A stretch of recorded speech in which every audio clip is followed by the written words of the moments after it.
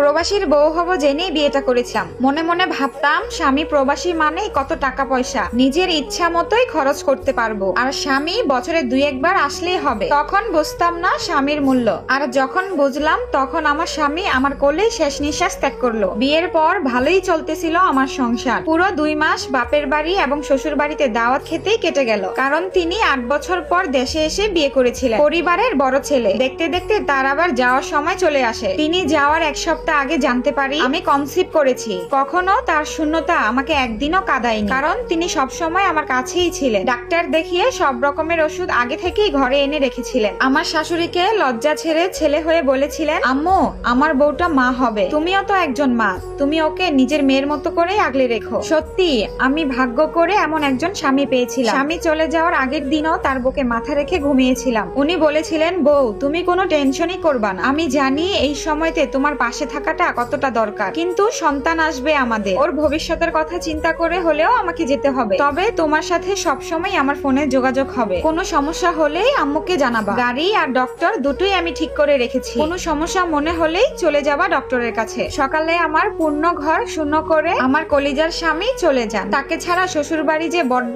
অচেনা আমার। 1-2 দিন হলে কথা ছিল, না জানি কত বছরের জন্য উনি আমাকে ছেড়ে চলে যাচ্ছে। এগুলো ভেবে কান্না করতে করতে আমি সেন্সলেস হয়ে যাই। আমাকে এই অবস্থায় রেখেই সে চলে যায়। ফ্লাইট মিস হয়ে যাবে। যখন আমার সেন্স আসে তখন তিনি এয়ারপোর্টে। বুকের মাঝে পাথর চাপা রেখেই হাসি মুখে তাকে বিদায় দিলাম। আমার স্বামী রাতের বেলা যে গেঞ্জিটা পরে ঘুমাতে, ওটাকে আমি আর ধুইনি। ওটাতে আমার স্বামীর শরীরের ঘ্রাণ মিশেছিল। ফোনে সবসময় ওনার সাথে আমার কথা হতো, কিন্তু চোখের জলে বালিশ ভিজতো। প্রায় 3 মাসের সময় আমি জানতে পারি আমার যমজ বাচ্চা হবে। এই কথাটা শোনার পর আমার স্বামীর আনন্দ দেখে কে, আমি নিষেধ করার পরও সে ওভারটাইম ডিউটি করত। সব টাকাই সে দেশে পাঠিয়ে দিত। আমার শ্বশুরকে বলতেন টাকা জমিয়ে রাখতে, কিন্তু আমার শ্বশুর সেই টাকায়